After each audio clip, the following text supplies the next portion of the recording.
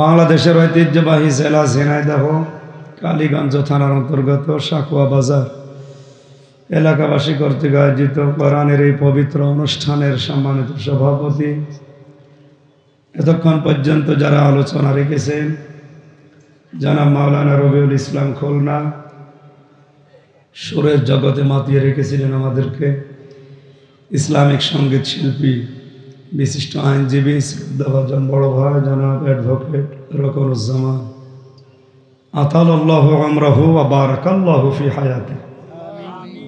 মঞ্চে বসা সম্মানিত ব্যক্তিবর্গ, বিশেষ করে শরীফুল ইসলাম ভাই সহ নাম না জানা এলাকার সম্মান মর্যাদা যাদের আছে তাদের সম্মান আরো বেশি কামনা করছি। ওরফানা এলাকা দিকরক 3টা বছর যেহেতু আটকা অবস্থায় ছিলাম, বাইরের একটা পরিবেশে এসে এখন খাপ খাওয়াতে কিছুদিন সময় লাগবে। হঠাৎ করে কক্সবাজারে কয়েকদিন ঠান্ডায় কণ্ঠটা বসে গেছে। দোয়া চাচ্ছি আল্লাহ যেন কণ্ঠটা ভালো করে দেন।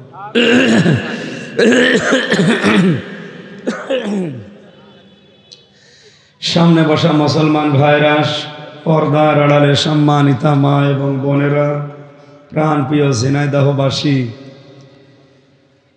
যে যুবকরা আজকের এই আয়োজনে আঞ্জাম দিয়েছে, যে মা তাদেরকে পেটে নিয়েছেন, মাকে যেন খাদিজার মতো আল্লাহ বানিয়ে দেন। আমিন। দল মত নির্বিশেষে কোরআনের অনুষ্ঠানে যারা ইবাদত মনে করে এসেছি, খুশি হয়ে বলছি আলহামদুলিল্লাহ।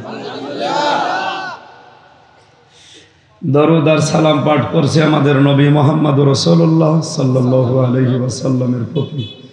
খুব অল্প সময়ের ভেতরে মূল কথাগুলো সহজ সরল ভাষায় আমি বলার চেষ্টা করব ইনশাআল্লাহ। আল্লাহর নবী বলেন, মান ক্বালা বিহি সাদাকা, যারা কোরআন দিয়ে কথা বলে এরা সত্য কথা বলে। আজ থেকে মরণ পর্যন্ত কোরআন যেখানে কথা বলা হয়, কোরআনের এই কথাগুলো আমাদের শোনা দরকার। কোরআনের বাইরে যে কথা হোক, ওর ভেতরে মিথ্যা থাকার সম্ভাবনা আছে।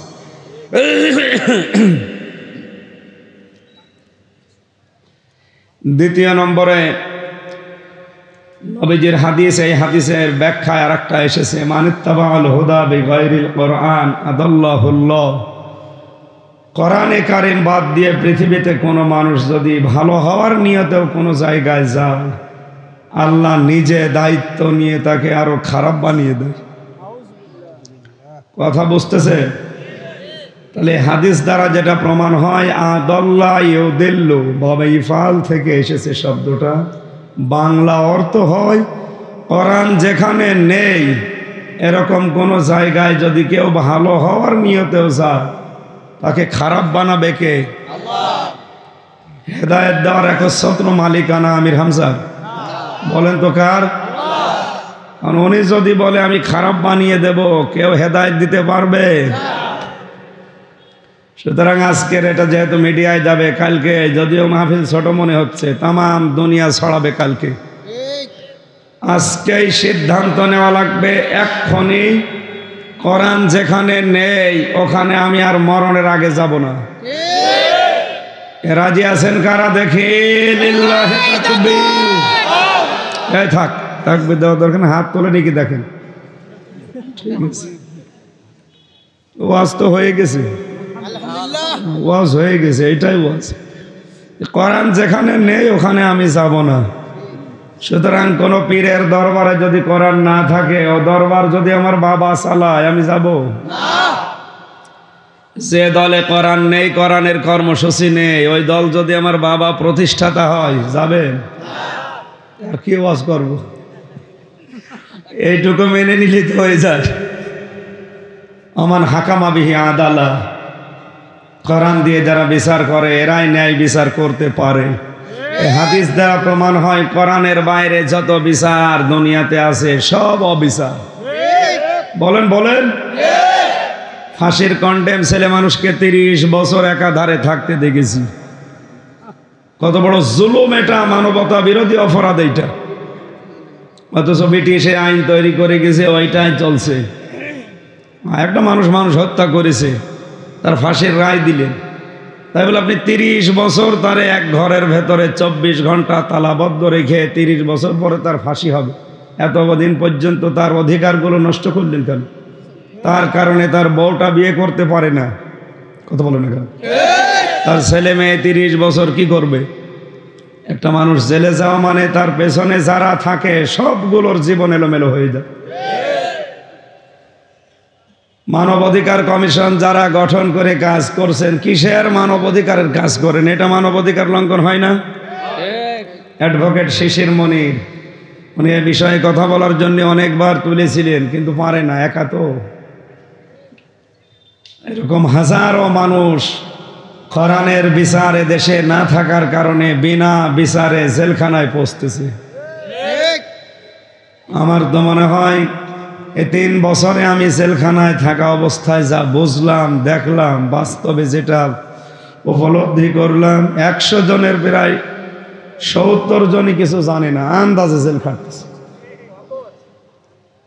কোরআনের বিচার ব্যবস্থা থাকলে এটা থাকতো না, জেলে এতদিন থাকা লাগবে কোন কারণে?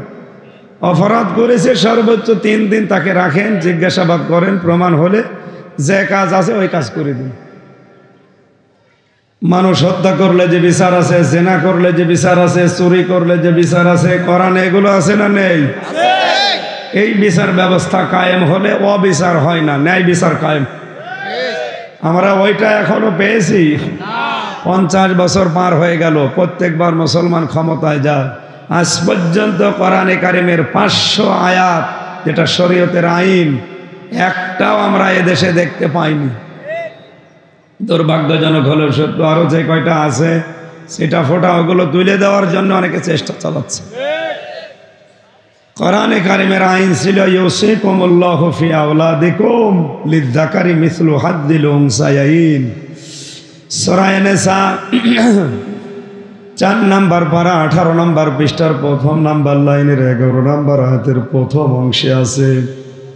তাফসীর ফি জিলালিল কোরআন সাইয়্যিদ কুতুব লিখেছেন, আল্লাহ তাআলা বলেন, হে নবী, দুনিয়ার মানুষকে আপনি জানিয়ে দেন, পিতা যারা আছো তাদেরকে আমি বলছি, সন্তানদের ভেতরে যখন সম্পদ বন্টন করবা, 1 ছেলে যা পাবে 2 মেয়ে তাই পাবে। আইনকার অনেকে গ্রাম অঞ্চলে অনেক শিক্ষিত মানুষ এই আইনটা মানতে চায় না। ওরা মনে করে নামাজ পড়ি, রোজা রাখি, আমার দাড়ি বড় বড় আছে, এ আর কি, ছেলের নামে ভালো ভালো সম্পদ দোকানপাট সব লিখে দেয়, আর মেয়েরে বলে মা তোর জন্য দোয়া করে দিল। এটা একটা নির্ভেজাল টাটকা শয়তান।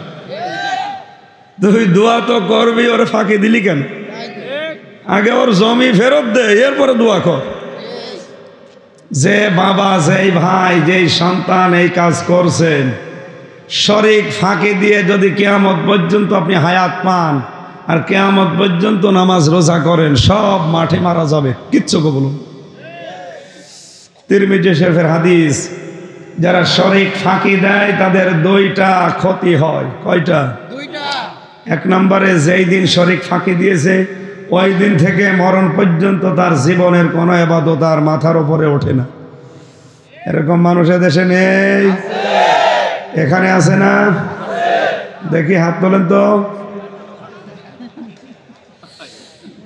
2য় নম্বরটা আরো ভয়ঙ্কর। 2য় নম্বর হচ্ছে, এই লোকটা যখন মারা যাবে ঈমান পাবে না, বেঈমান হয়ে মরবে। এখন যদি বলেন ওর নামাজ রোজা, ওর জিকির আজগার, ওর বড় বড় দাড়ি জব্বা তসবি কি হলো, সব শেষ। কারণ আইনটা কার? বলেন আইন কার? আল্লাহর আইন নষ্ট করলেন। সূক্ষ্মভাবে ষড়যন্ত্র করে আমাদের সিলেবাসে এখন এই যে শরীফ থেকে শরীফা, সাগর থেকে সাগরিকা, চঞ্চল থেকে চঞ্চলিকা, এই চ্যাপ্টারটা পড়ে আমি যতটুকু বুঝেছি, এই ট্রান্সজেন্ডার এটা কোরআনের এই আইনের বিরুদ্ধে, পুরা বিরুদ্ধে। এটার দ্বারা মনে করছেন এ আর কি, একজন নারী সকালে পুরুষ হয়ে গেল, বিকালে অসুবিধা কিনা? কোনো মহিলা যদি বলে আমি বিকালে পুরুষ হয়ে গেছি, ওই মহিলা তখন পুরুষ হোস্টেলে থাকার জন্যে দরখাস্ত দেবে। যদি তাকে না নেন, রাষ্ট্রীয়ভাবে আপনার বিরুদ্ধে মামলা হবে। কোথায় নিয়ে যাচ্ছে দেখতেছেন? কোন পুরুষ যদি বিকালে যেয়ে বলে যে আমি মহিলা, আমি শরীফ ছিলাম এখন আমি শরীফা, ও এখন মহিলা হোস্টেলে সিট চাইবে, যেখানে আপনার মেয়ে আছে, বোন আছে, ওকে যদি থাকতে না দেন আপনার বিরুদ্ধে মামলা হবে। এটা যদি শুধু বইয়ের ভেতরে থাকতো কিছু বলতাম না, এটা যদি সামনে সামনে নিয়ে আপনি কোথায় নিয়ে যাচ্ছেন, এটা যদি রাষ্ট্রীয়ভাবে কায়েম হয়ে যায়, আমার মেয়ের চরিত্র তো থাকে না, এক কথা বলেন না কেন? আমার বোনের চরিত্র থাকে, ওখান থেকে যা আসবে সব যারও সন্তান আসবে। এই শরীফ থেকে শরীফার কার সাজিয়ে এটা ওরা সূক্ষ্মভাবে এটা ঢুকিয়েছে, আপনি হয়তো টের পাচ্ছেন না। এই জন্য আল্লাহর এই আয়াতের বিরুদ্ধে যারা হাত দিয়েছেন, কোরআনের এই অনুষ্ঠান থেকে আমরা তীব্র প্রতিবাদ জানাচ্ছি। এই চ্যাপ্টারগুলো বাদ দেওয়া লাগবে।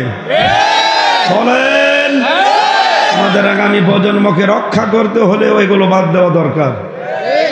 কোরআনের বিচার ব্যবস্থা না থাকার কারণে আজ হাজারো মানুষ অবিচারের কাঠগড়ায় দাঁড়িয়ে, তারা আমি 1 নম্বর। 3টা বছরে এক ঘরের ভেতরে তালাবদ্ধ ছিলাম, কোন কারণে আপনি বলেন? হাজারো আলেম আজ জেলখানায় আছে বিনা কারণে, কিচ্ছু জানি না। আল্লামা মামুনুল হক, তার সম্পর্কে অনেকে অনেক কথা বলেছে। না, আমি তার কাছে 2 বছর 8 মাস এক জায়গায় ছিলাম।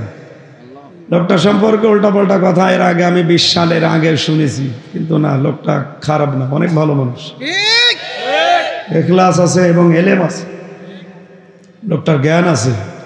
হ্যাঁ, শয়তানের ধোকায়, নফসের ধোকায় গোনা কিছু করতে পারে, ওটা আমরাও করেছি। এখানে কে ফেরেশতা আছে? যারা এই দোষ তারে দিয়েছে তাদের চরিত্রের দিকে তাকান, শয়তান পর্যন্ত লজ্জা পায়। আর তার নামে উল্টাপাল্টা দোষ দিয়ে 3টা বছর আটক করে রেখেছেন। তার যে চরিত্রের মাধুর্যতা, তার বাবা ছিল ভালো, তো এই কারণে সন্তানটাও ভালো। আর যাদের বাবা খারাপ, ছেলে মেয়ে এরকম 2 নম্বর। যে কষ্ট তিনি 2 বছর 8 মাস আমার পেছনে শ্রম দিয়েছেন, যেভাবে রান্না করে গরম করে, আমি কিয়ামত পর্যন্ত হায়াত পেলে বলতে পারবো না। এই মাহফিল থেকে মাওলানা মামুনুল হকের জন্য মজলুম অবস্থায়, মুসাফির অবস্থায়, অসুস্থ অবস্থায় দোয়া করছে, আল্লাহ তুমি দ্রুত আমার মতো তারেও মুক্তি দিয়ে দাও। আল্লাহ যদি না চায় হবে? আল্লাহ যেন মুক্তি দিয়েই দেন, বলেন আমিন। আরে কোরআনের বিচার ব্যবস্থা না থাকলে পরিবার থেকে আদালত পর্যন্ত সব জায়গা অবিচার। বলেন বলেন, ন্যায় বিচার দেখতে হলে কোরআন আদালতে নেওয়ার দরকার নেই। এরা যদি কেউ রাজনীতি মনে করে মন খারাপ করে, ওর সঙ্গে সঙ্গে বেঈমান হয়ে যাবে। অমান দাহা ইলাইহি ফাকাদ হাদা, যে ব্যক্তি কোরআন দিয়ে মানুষকে ডাকে, আল্লাহ তাকে হেদায়েতের উপরে রাখে। কথা কত ওজনওয়ালা, কথা টের পাচ্ছেন? আপনি যদি হেদায়েতের উপরে থাকতে চান, বাবার জীবনী পড়ে হবে না, রবীন্দ্রনাথ ঠাকুরের জীবনী পড়ে হবে, নজরুলের জীবনী। আপনাকে ডাক দেওয়া লাগবে মানুষকে কি দিয়ে? কোরআন দিয়ে। যদি কেউ মানুষকে ডাকে, নবীজি বলেন আল্লাহ তাকে হেদায়েতের উপরে রাখে। আপনি মানুষ, কথা বলেন কেন? বসেন, বসেন, ওই যে জায়গা আছে না, ওখানে বসেন। কি ভিডিও করেন আপনি? পরে ভিডিও এখানে নামিয়ে নিন। এসব মানুষের বিবেক মরে গেছে মনে হয়। বিবেকের ওপরে কুকুরে পোশাক করলো তো এই কাজ করবে না। বসেন না কেন? 14 বার বলা লাগে এক কথা, এমনি বছর সময় কম। আজকে রাতে মাহফিল আছে, এখান থেকে মনে হয় 12-13 কিলো দূরে। কে জায়গা? এই যে চৌগাছা, হাকিমপুর, স্বরূপদা, এই কোন দিকে আমি জানি না। যাই হোক, হাকিমপুরের ওই লাইনে আছে। ওখানে রাত 9টার সময় আমি উঠবো। সময় যাদের আছে যান, ওখানে গেলে 1-1.5 ঘন্টা 2 ঘন্টা কথা বলতে পারবো। এখানে আসলে সময় কম তো। ফাকাদ হুদিয়া ইলা সিরাতিম মুস্তাকিম, হাদিসের শেষ কথা ছিল, যে ব্যক্তি কোরআনের ডাকে সাড়া দেবে, আল্লাহ তাকে সিরাতে মুস্তাকিম নসিব করে দেবে। আমিন, আরো বলেন আমিন। আল্লাহ হাদিসটা আমাদের প্র্যাকটিক্যাল লাইফে মানার তৌফিক দিন, আমিন। সূরা তাওবার 111 নম্বর আয়াতটা পড়েছি। মূল কথাগুলো 10-15 মিনিটের ভেতরে বলবো ইনশাআল্লাহ। শয়তান যদি আশপাশে থাকে, পড়েন, শয়তান তাড়ানোর দোয়া পড়েন। আউযু বিল্লাহি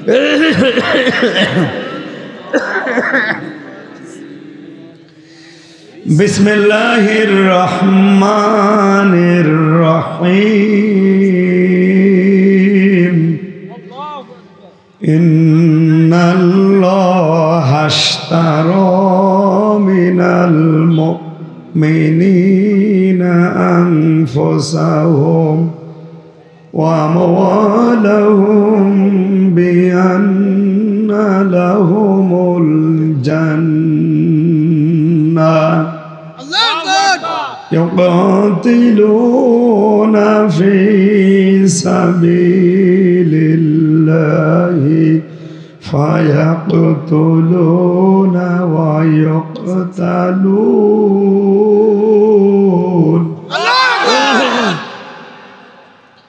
সূরা তাওবা কোন সূরা তাওবা মানে ফিরে আসা আমরা বাংলাদেশে যে তাওবা করি এটা তাওবার বাক্য এইটা তাওবা না কোরআনে কারীম জানিয়েছে ওয়ানিবু ইলা রাব্বিকুম ওয়াসলিমু লাহু মিন ক্বাবলি আইয়াতিয়াকুমুল আযাবু বাগতাতাও ওয়া আনতুম লা তাশউরুন। কেউ যদি তাওবা করতে চায় তার দুইটা শর্ত মানা লাগবে আর একটা সময় মেনটেন করা লাগবে। সময় কয়টা? বলেন বলেন শর্ত কয়টা? এবার মিলান আপনার জীবনে যত তওবা করেছেন হচ্ছে কিনা। এক নম্বরে যে দুইটা শর্ত মানা লাগে ওয়ানিবু ইলা রাব্বিকুম, যে ব্যক্তি তার রবের দিকে ফিরে আসবে। কার দিকে? আমার বাবার দিকে না, পীরের দিকে না, খানকার দিকে না, আমাকে ফেরা লাগবে রবের দিকে। ওয়াসলিমু লাহু মিন ক্বাবলি, দুই নম্বরের শর্ত হচ্ছে আত্মসমর্পণ করা লাগবে, স্যালেন্ডার করা লাগবে। কার কাছে? শব্দ দুইটা যদিও ছোট মনে হচ্ছে, এত ওজনওয়ালা লোডওয়ালা শব্দ এটা। এই দুইটা যদি কেউ মেনে নেয় ওর জীবন পরিচ্ছন্ন হয়ে যাবে। কোন মানুষ যদি বলে আমি আল্লাহর দিকে ফিরে আসলাম, তার বিধানের দিকে আমি আত্মসমর্পণ করলাম, এ কথাগুলো মুখে বলা যত সহজ, প্র্যাকটিক্যাল লাইফে দেখানো অত সহজ না। কেউ আত্মসমর্পণ করবে আল্লাহর বিধান পাওয়ার পরে, তাহলে তার জীবনে আর সুদ থাকবে? কথা বলেন কেন? ঘোষ থাকবে? তার ছেলে মেয়ে বউ বেপরদায় চলবে? এত কঠিন শব্দ এটা। আস্তাগফিরুল্লাহ আস্তাগফিরুল্লাহ পড়ছে, অথচ নিজের যুবতী মেয়েকে পর্দা ছাড়া রিকশায় বসিয়ে ভ্যানে বসিয়ে নিয়ে যাচ্ছে। একবার পেয়েছিলাম ঘন্টা দিয়ে এক মুরব্বী পড়ছে আস্তাগফিরুল্লাহ সুবহানাল্লাহ, সামনে বসিয়েছে নিজের যুবতী মেয়েকে। ডাক দিয়ে বললাম মুরব্বী ঘন্টা দিয়ে আছেন, কি করেন আপনি? সুবহানাল্লাহ আস্তাগফিরুল্লাহ পড়ছি। সামনে কি এইটা? আমার মেয়ে 18 বছর বয়স, বুকে কোনো ওড়না নেই, মাথায় কোনো কাপড় নেই, আপনি পড়ছেন সুবহানাল্লাহ। আগে ওইটার উপরে আপনার ওই মাথার পাগড়ি খুলে বসান। কথা বলে না কেন? কারণ ওই যুবতী মেয়ের চুল যত মানুষ দেখছে তত কবিরা গুনাহ হচ্ছে। আর আপনি পড়ছেন সুবহানাল্লাহ। কিয়ামত পর্যন্ত সুবহানাল্লাহ পড়লেও আকাশে যাবে না। সামনে ক্ষেপণাস্ত্র ফিট করে রেখেও নি সুবহানাল্লাহ পড়ছে। আগে ওইটা বন্ধ করেন। সুবহানাল্লাহ ওইটা। সুবহানাল্লাহ মানে আল্লাহ পবিত্র। সুবহানাল্লাহ মানে কি? তা আপনি আল্লাহর বিধান সামনে অপবিত্র করে রেখেছে না সুবহানাল্লাহ পড়ছে। আশা করছি আমার কথার অর্থ বুঝেছেন। ঠিক আছে, শর্ত পেলাম আল্লাহর বিধান তওবা করতে। এক নম্বরে ফিরে আসা লাগবে, দুই নম্বরে আত্মসমর্পণ করা লাগবে। কেউ যদি আল্লাহর বিধানের সামনে আত্মসমর্পণ করে, মানুষের তৈরি করা আইন কানুন সে আর মানবে বলেন বলেন। আর যদি না মানে তাহলে তার এই মন্ত্রিত্ব চলে যেতে পারে। এই তথ্যটা আছে সূরা বুরুজের তাফসিরে। এই দাকিয়া ইউনুস নামে যেই লোকটা অত্যাচার নির্যাতন করেছিল, তার মন্ত্রী জীবন্ত মানুষকে আগুনের ভেতরে যখন জ্বালাতে ছিল, ওখান থেকে একটা বাচ্চা ডাক দিয়ে বলে, মা, ইমানের কারণে, ইসলামের কারণে আজ এরা আমাকে আগুনে দিয়েছে, আপনি দুঃখ করবেন না। আগুনে ফেলার সঙ্গে সঙ্গে আমার মনে হচ্ছে আমি ফুল বাগানের ভেতরে বসে আছি, আপনিও চলে আসেন, কোনো চিন্তা নেই, এটা আগুনের কুণ্ডলী না, এটা ফুল বাগান। এই দৃশ্য দেখার পরে এই বাদশার মন্ত্রী ছিল একজন, এই মন্ত্রী নিজে মন্ত্রিত্ব ছেড়ে দিয়ে ইসলাম কবুল করেছিল। আজ যদি কেউ এভাবে তাওবা করতে চায়, আল্লাহর বিধানের সামনে আত্মসমর্পণ, আমার মনে হয় অনেকেরই অনেক কিছু হারানো লাগতে পারে। এর নাম তাওবা। অথচ এই এমপি, এই মন্ত্রী, এই ডিসিএসপি, এরাও বিভিন্ন পীরের দরবার আছে তাওবা পড়ে আছে। কি তাওবা পড়েন আপনি? এইটার নাম তাওবা। ফিরে আসবেন আল্লাহর দিকে আর আত্মসমর্পণ করবেন, তার বিধান পাওয়ার পর আমি স্যালেন্ডার হয়ে গেল। কখন করবেন? মিন ক্বাবলি আইয়াতিয়াকুমুল আযাবু বাগতাতাও ওয়া আনতুম লা তাশউরুন। ওই আযাব আসার পূর্বে, যখন তোমাকে আর সাহায্য করা হবে না। বাংলার মুসলমানের আমরা সবাই জানি আমাদের সাহায্য করা হবে না মরণের সময়। আসতে বলেন, মরণের সময় সাহায্য করা হবে।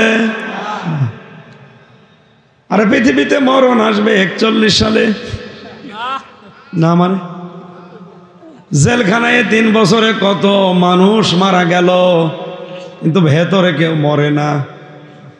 ওখানে কথা প্রচলন করা আছে যে জেলখানায় আজরাইল ঢোকে না, মরে পড়ে আছে, তার পরের দিন বের করছে, বলছে বাইরে যে মরিয়েছে, ভেতরে মরে না। তো ওদের যেমন বিশ্বাস যে জেলখানায় আজরাইল ঢোকে না, আমাদেরও অনেকের বিশ্বাস হয়ে গেছে 41 সালের আগে আমার মরণ নেই। এই টার্গেট যে লোকটা দিতে পারে, সে মরণ বিশ্বাস করে? মরণ কখন আসবে কারো জানা আছে? ইদা জা আজালহুম লা ইস্তাখিরুনা সাআতা ওয়া লা ইস্তাকদিমুন। সময় যখন এসে যাবে 1 সেকেন্ড আগেও না, পরেও না। সুতরাং মরণ কখন আসবে কেউ বসে আছেন, দাঁড়াতে পারবেন? বলেন না কেন? সুতরাং তাওবা করা লাগবে কি 2 বছর পর না এখন? এখন। বলেন কখন? এক্ষুনি তাওবা করলে শর্ত 3টা। 1 নম্বরে আপনাকে স্বীকার করা লাগবে যে আমি অপরাধী। আমি কি? এখানে অপরাধী ছাড়া কেউ আছে? নবীজি বলেন প্রত্যেকটি বনি আদম সন্তান অপরাধী। সবচাইতে ভালো অপরাধী ওই লোকটা যে লোকটা অপরাধ করার পরে তাওবা করে। তার মানে অপরাধ করার পরে যে লোকটা স্বীকার করে, অনুশোচনা করে, আর জীবনে করব না বলে সিদ্ধান্ত নেয়, এই লোকটা আল্লাহর কাছে উত্তম। এই তাওবা থেকে আমি পড়েছি ইন্নাল্লাহ হাশতারা, অবশ্যই আমি আল্লাহ ক্রয় করে নিয়েছি মিনাল মুমিনিনা, মুমিনদের কাছ থেকে। এখানে ক্রেতাকে আল্লাহ, বিক্রেতা মুমিন। বলেন কোন মুনাফিকেরটা আল্লাহ কিনবে না। তাহলে মুনাফিক কি? কথা বললে মিথ্যা কথা বলে, এরকম মানুষ দেশে নেই। সেই দিন চট্টগ্রাম বিভাগে এক নেতা বলছিল যে মিথ্যা বলতে বলতে জীবনটা শেষ করে ফেললাম, আর কত বলা যায়।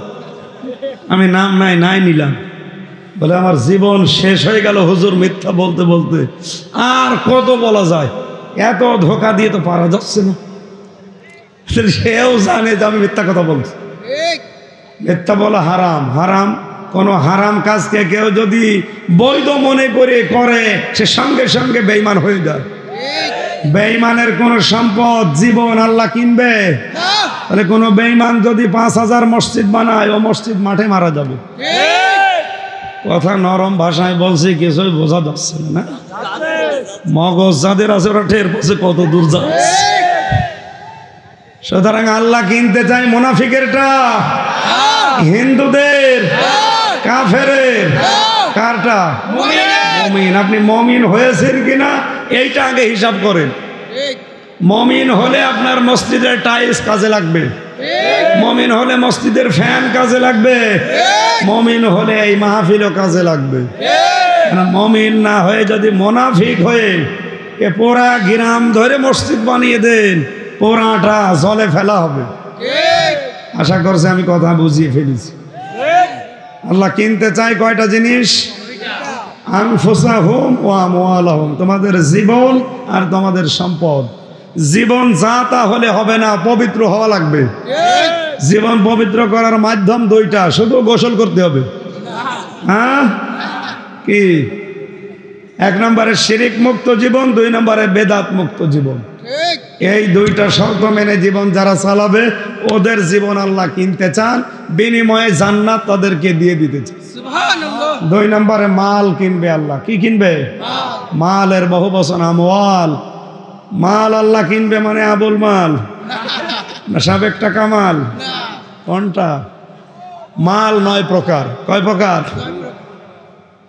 9 প্রকার। তাফসিরে আছে মাল আমাদের জীবনে সম্পদ 9 প্রকারে ব্যবহার হয়। এর ভেতরে উত্তম সম্পদ হচ্ছে আল্লাহওয়ালা মেয়ে মানুষ। আল্লাহওয়ালা মেয়ে মানুষ ওইটা যেটা শুধু নামাজ পড়ে, রোজা রাখে আর বোরকা পরে। তিরমিজি শরীফের হাদিস, নবীজি বলেন 4টা গুণ যেই মহিলার ভেতরে আছে, আদ-দুনিয়া কুল্লুহা মাতাউন ওয়া খায়রু মাতাউদ দুনিয়া ইমরাতুস সালিহা। পৃথিবীর সবই সম্পদ, এর ভেতরে উত্তম সম্পদ আল্লাহওয়ালা মেয়ে মানুষ। আল্লাহওয়ালা মেয়ে লোক ওইটা যার দিকে স্বামী তাকালে স্বামীকে আনন্দ দেয়। আর আনন্দ তো দূরের কথা, ওর দিকে তাকিলে মনে হচ্ছে পেঁচার মতো বসে আছে। নামাজ পড়ে রোজা রেখে কালো বোরকা পরে আল্লাহওয়ালা হতে পারবেন না। নেককার হওয়ার জন্য স্বামীর মনে আনন্দ দেওয়া লাগবে, সে যে কোনো কায়দায়। যদি বলেন কাতুকুতু দিয়ে তাও করবে, অসুবিধা। দ্বিতীয় নম্বর, স্বামী যেটা পছন্দ করে ওইটা পছন্দ করা লাগবে যদি জায়েজ হয়। আমরা সবাই চাই, পছন্দ করি বিয়ের পরে আমার মা বাবা যেন আমার সাথে থাকে। অনেক বউ এটা চাই না। কথা বলে না কেন? আমার এক আত্মীয়ের প্রথম বউ, সেটা তালাক হয়ে গেছে। সেই বউ বলেছিল তোর মা বাপ যদি থাকে তোর ভাত আমি খাবো না। জোরে বলেন সুবহানাল্লাহ। সেও ভালো, সে বিদায় করে দিয়েছে। এখন আবার আরেকটা করেছে, এটা আল্লাহ লোকের ভালো হলে হয়। এটাও যদি আগেরটার মতো 2 নম্বর হয়, এটাও বিদায় হবে। এখানে অনেক আলেম বসে আছে, অনেক আলেম পরিবারও এখন এই সমস্যা। এই যে সাক্ষী মাওলানা, এই পাশের থানায় বাড়ি।